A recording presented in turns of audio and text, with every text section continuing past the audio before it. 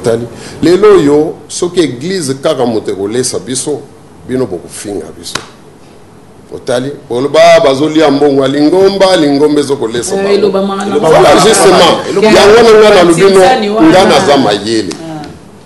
soki na kolia mbongo ya lingomba botala misalo nga na sali na konta lingomba banda na Angola awa na Kinshasa na Brazzaville na Pointe-Noire bokotala parcours na ngai ezali parsemé na ba œuvre yango bazolo bati yo pe ozale ki mais oningi toujours ki leader trop Paul Kisolo ezako lingate oningi toujours leader ezako lingate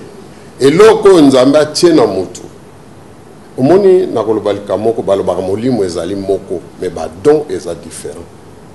bandeko na ngai peut-être bazali koyokela nga zuwa bango pe baza na ba don peut-être baza ko ignorer ou bien basepeli na ngote ozoka ngai ndeko na ngai parce que nzambe ko pesa eloko kaka na moto moko te biso to koli na lelo banzambe to koli na likamwa nzambe nzambe ko kamata ba don yo sota pesi na Paul Kisolo jamais. Mais est-ce que besoin d'éducation est bien? Mais ce que tu as éducation est bien, juger éducation na makam nazali ko ebisa. Parce que bilo ba mutu mo am de bese no éducation. Dès na suka comme ba musu azunzelo bilo bozu. Mais mbala mususu pe na kokola na biso ba mususu bandima ke éducation wana te. Mbala mususu. Mais lelo ba dialongana na ba Kisolo. Tala par exemple maman Sylvie pona na bungisa makantité na boye biso likamo. Osoyoka Kisolokele moko alobi ke ngana za mwana Kisolokele te. Ba Kisolokele toza 11 en vie, lelo tozali 11. Osoyoka Kisolokele moko asali déclaration que Paul azande ko na biso te. Vous trouvez ça normal que ba dialunga na kaka basala ka déclaration na que azande ko na bango te. Soki to kowela héritage na kowela ngona ba Kisolokele bande ko na ngai. Bango ne bazana intérêt ko écarter ngai. Patrimoine il y a église Kimbangiste le za nini. Yelo ni bozana ngo. Mais église Kimbangiste zana bloqué belé. Ko kansa oyo ozali komona mais patrimoine kitoko biso tozana ngo ezali message ya papa Simon Kimbangu. Eloko ya kun kati na biso. Ya ngona patrimoine monene tozali na ngo. Ezali biloko batongi teto eza n'importance te yango bomoni to adopter attitude oyo parce que bato mosupe ba pousi biso mais botikeli bango biloko bino to lobite eloko tozana ngo le plus important ezali eloko batikeli biso moralité éducation na biso ndenge tokozala na baninga bolingo esolo papa Paul Kisolokele au côté bana mozindo te pour y biso na circonstance nini yo komela ki na Angola na tuna kyo so batinda kyoto okendeka lokwa ndenge mwana mobali nyuso kenda koluka vie to je crois qu'à l'époque ya ki papa Diangenda so basela ki mukanda po papa Dialunga na tango na papa Diangenda na papa Kisoloke batika biso na 92 wana na kende kuna na 97 5 ans après la permission ya papa Dialunga d'abord ngai ndenge na bi na lubaka maluba en l'air te soki na laksi bino qualité ya correspondance tozalaki na ona papa tous les 6 ans on a vani na Angola pour comprendre ce qu'il attendait de moi que yemu tatinda nga kuna na makambo nyonso na salaki kuna pour tala mikando ya zali ko komela ngai ko makambo zali ko tinda nga na sala pour mona kuno. Voilà. Donc, on a déplacé la discipline sans autorisation. Le Kimbangiste, il y a solo, tu vois que c'est l'église à Monene. Et là, c'est là qu'on a vu nos alliés. Est-ce que Baboti n'a pas kenda, ceux qui ont eu baka, parce qu'il y a eu tout à l'heure qu'il va être un extraordinaire. Est-ce que vous êtes fiers Nabino des boutiques là les vous êtes fiers Nabiso dans l'ensemble. Parce que, quoi qu'on dise, moi, responsabilité d'aller collective, hein, parce que tous les gens sont ban au bango batiki, à cause de ça, on a besoin de ça, moni ban au bakabani, mais et comme appelle responsabilité individuelle, il y a moko na moko. Donc quand ça, bino peut besoin de difficulté, une mission, na bino passer pour moniter. Papa Paul Kisoloke la zolo ba penza nenge to lingi a lo bate. Voilà. Donc non. Dans la saison que les linges sales c'est là en famille. Parce que oui, voilà, ils ont pas la responsabilité. Parce que na monité nako tanda nako pesanda kisa hein maman Sylvie. Bino botuninga motuna bobi est-ce que yoza penda mwana papa qui solokela. Et ce soir wa eloko. Non, batuna nga mi kolonio so eza biloko na nga bolia mukona mukolo. Et ko sala pasi ndeko na ngai. Même yo ko sala pasi. Juste mais à bon signe parce que ce salinga pasité c'est pas normal. Lelo tango émission moko elekia basali démonstration que papa zakwa zali mwana ya papa te. Bato bele ba benga ngai na pointe noire. Mais bato ba benga nga bazo jubilé. On a bato mon côté tu vas oui, bato. Non, mais non. Oyo ba sela on a na bato ya voilà. C'est normal que mon côté. Mais les kamute mais bato moto basali. Tozo lobila le kamba bato. Babenginga ya papa Paul Monia papa zakwa lo mikono so ke yo za mwana papa te or ke yemo ko mtaza mwana papa te babenga lokola trophée te mais bato nyonso babenga na zo refroidir bango parce que sala nga passe nabi donc bozo benga nga pona ko pesa nga nouvelle ya SN que papa zakwa za mwana papa te ngabi lobby papa Paul mtaza mwana papa te lelo papa zako lobby tour ya nani voilà est-ce que ce n'était pas bozo monate que za famille na bisonde bozo sali voilà vous voyez donc papa zako na kokoloba na wana na kokobanga koloba ngote moto penza zali te lelo na kufa lobby mosike zaye wasala nga pasi koleka parce que aza mokolo na nga wana na koki ko justifier yango. Donc na bonzoto na kolba linginga tamokete mais likambo ya ndenge wana ekweli ngafuna sepela mais na sepelité pona za wana poza na biso boy to koyeba pete bon kasi nga bozoto na nga metuna azopesa réponse te papa Paul qui se les lois approuvé l'église qui mangis les a divisé. Est-ce que tu peux espérer la réconciliation un jour ou bien c'est trop tard maïsé sopani? Question wana na ko pesa réponse nga naza mwana nzambe naza mosali ya nzambe nazo ko meka kolanda ndenge nzamba lingi biso tozala na ki mwana nzambe na koloba réconciliation est possible parce que rien n'est impossible à Dieu. Donc faut tozonga kozala sika moto za makela moko sinon Satan leki nzambe eza normal te mais na bo moto ce que totali to analyser humainement parlant ça passe parce que ba immixtion eza mingi makambo mingi côté na kati batongo ba immixtion na c'est en dehors ya bino ba koko ou bien bana ou bien ils na bato mususu ya libanda na bité immixtion solo ba wana ils entre na bino mo ndeke soumis ce qui immixtion c'est que uti libanda côté na kati et yango ezali na ndenge nyonso parce que lelo yo ezalaka toujours moto moko azomona moi clair koleka oyoki ngai mama moto moko azomona moi clair koleka be groupe abattement bazomona moi clair koleka baninga je pense que ezali biso toza na vision moko moi mosika akomi tuna ekokima chef spirituel Simon Kimbangu lelo alobaka nini nde bokabwana boye lelo alobani parce que normalement même na Bible ceux qui na bolanda la Bible babi berger abungisi même une brebis il faut tika nyonso zo sala akendo luka bon eloko nini ya sala ki est-ce qu'il y a tenta ko approcher bino to asepela na ye kaka nde makambo tikala yetikala kabo. En tout cas ça fait 12 ans que toza ko kabwana soka landaki brebis na banda 12 ans tonga tozala boete oto yoke bandime quand même ndeko Alphonse Kisolokele ya kota kona c'est que aza bien na bango temps mususu mbala mususu kaka yo kaka nde ozo influencer batu nde ozo mema ko mama na ngai na lobi na yo ya liboso na ngai soki naza na bayaya 9 soki 8 soki 9 oto za côté na biso parce que na tangi bango te parce que lelo atakutu namona ngo neti eza insulte ko finga bandeko na ngai ke ngai nazali ko influencer bango soki bango bazali ko bundisa nga mingi eza pe stratégie otali même les camarades le Paul azana mbongo mingi eza pe stratégie na le banabino na kolimbola na stratégie wana eza important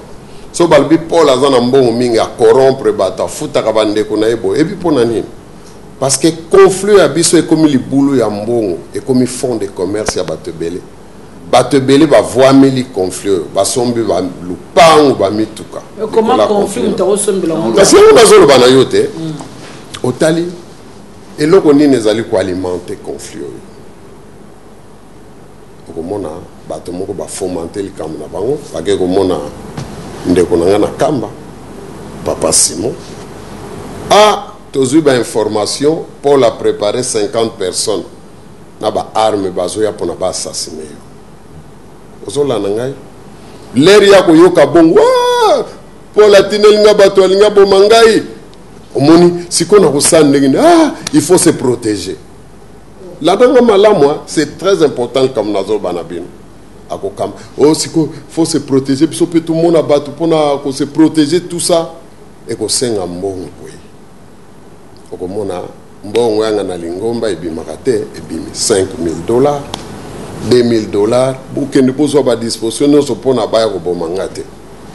osomona bagindoluka ba militaire bagindoluka bato aner bato nyonso wana bazopesa quelque chose moni et puis les camarades eleki et mon anité to réussir ko bloquer bango na niveau bon, ils vont raconter n'importe quoi entre tabango bazwi mbongo wana batie na poche na bango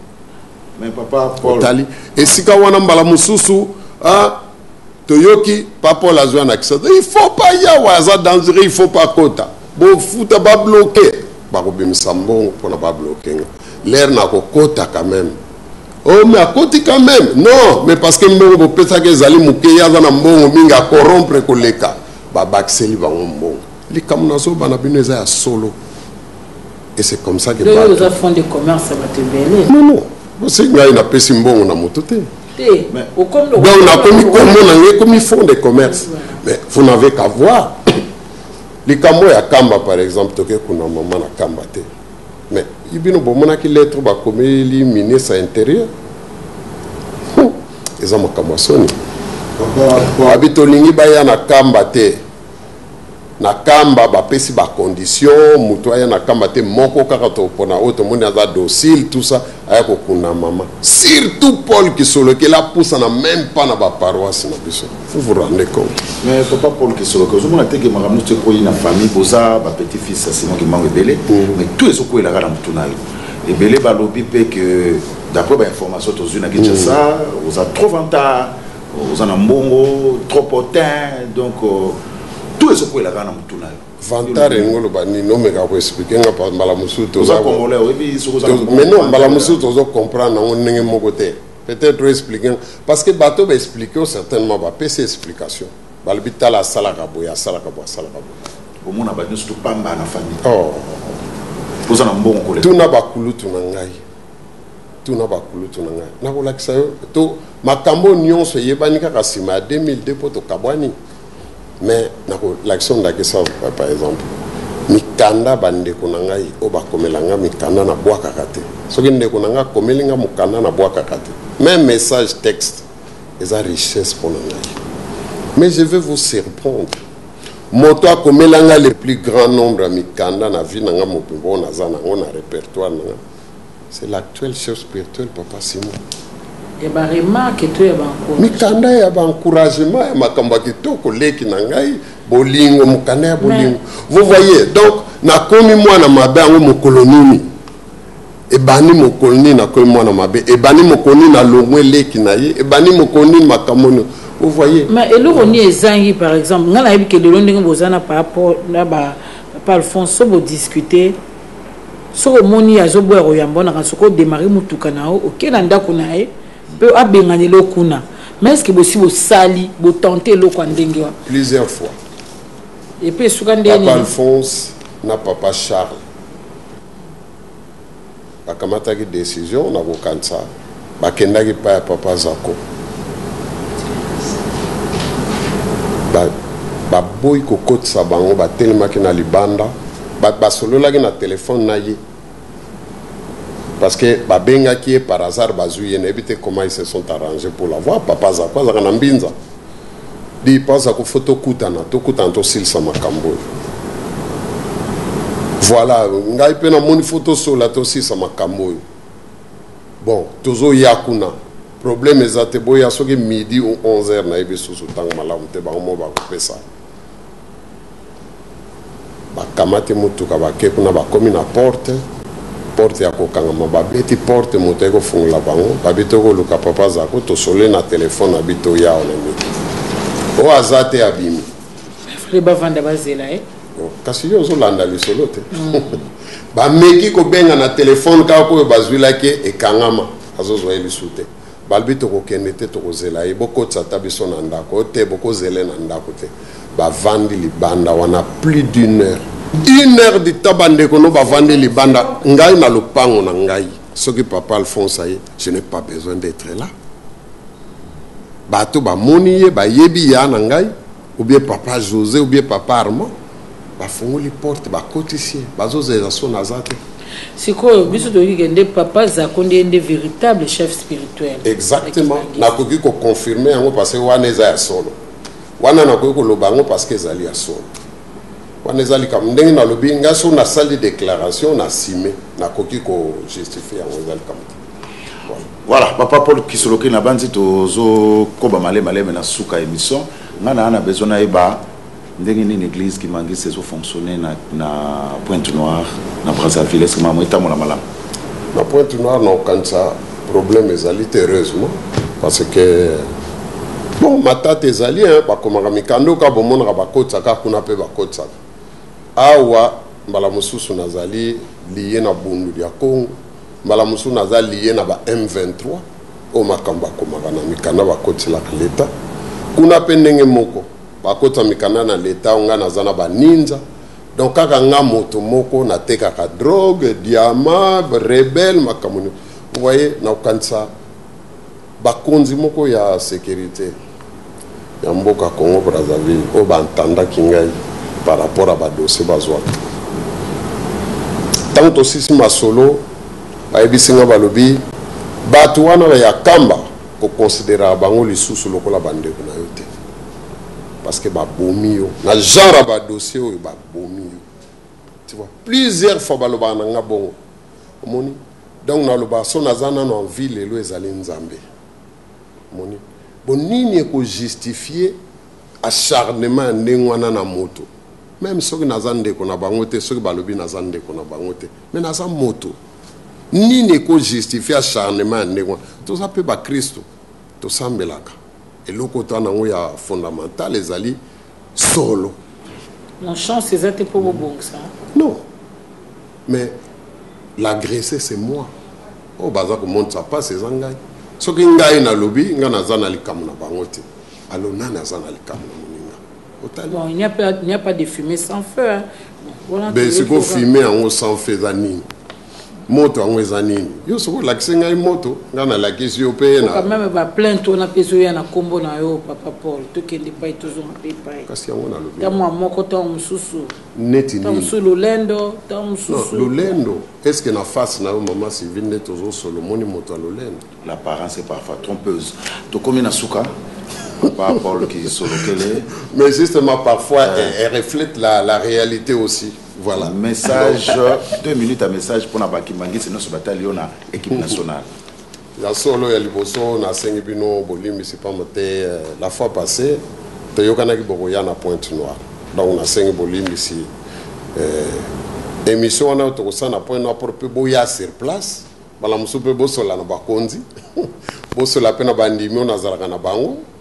Botu na bango nga na zanani botala pe musala na zali ko sala. Combien de membres exactement à peu près? Na Pointe-Noire ba membre oyo nga na zana ngote parce que église Kimbangi c'est bi pa nyonso. Otali eza bi pa nyonso. Pointe-Noire ezali car lokola te na sens que ba bazo reconnaître comme responsable. Non, wana pe na ina pe explication. Nga na zali responsable église Kimbangi sa Pointe-Noire te. Ngai naza chef spirituel l'église Kimbangi c'est donc na niveau chef spirituel parce que oyo ndeko na biso za na kamba yende to pona ka za la lokola représentant légal avant conflit ma camion sur bima otali mais bisonde to za ba joindre naï donc Pointe-Noire ezali particularité car parce que ezali ville nanga ya résidence tout simplement vous comprenez c'est comme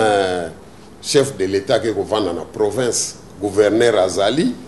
maire à ville azali donc yé aza mokonzi kuna te mais évidemment autorité nangai tango nyonso puisque présence nanga ezali kuna et ko redynamiser l'activité à Lingomba misala nyonso na ko peser na po nangai pona makambo ekende kitoko c'est tout simplement ça menga na tamsa Lingomba Pointe-Noire précision ezali voilà message à Souka 30 secondes pour toka bona ya solo message à Souka na koloba soki yo motolobi olingaka nzambe molingaka ndeko na yo te ozali moto ya lokuta donc oza na molili na banza bible ekomi yango